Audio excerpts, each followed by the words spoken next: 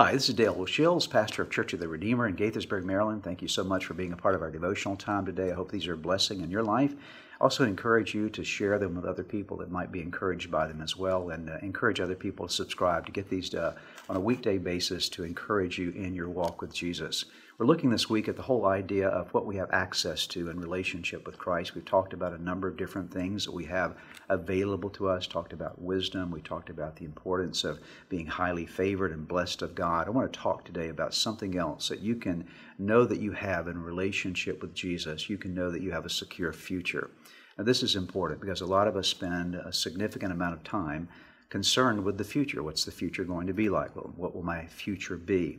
And the Bible gives us a clear understanding that in relationship with Christ, we may not know everything about our future, but we know who has our future. We know the promise of God for our future. And there's so many verses that point you to just a security about your future days. What can you anticipate in the days to come? Obviously, if you're a follower of Jesus, the most important thing to know is that you've been promised eternal life. John 3:16 says, God so loved the world that he gave his only begotten Son, that whoever believes in him shall not perish, but have everlasting or eternal life. That's eternal security for your soul to know that when you die in relationship with Jesus, you know that you have a secure future.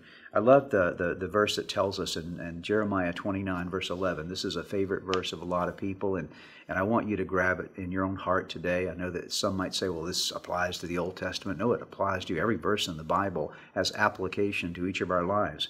And Jeremiah 29:11, God is speaking to the Israelites for sure as they're in Babylon and reminding them of their future, but he's also speaking to you today. He says, for I know the plans I have for you, declares the Lord, plans to prosper you and not to harm you, plans to give you hope and a future.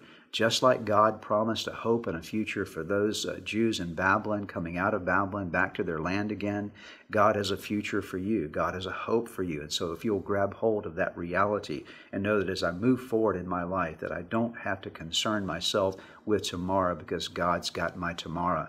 And then Proverbs 3, 5, and 6. You know this well also. Trust in the Lord with all your heart and lean not on your own understanding. In all your ways submit to him, and he will make your path straight.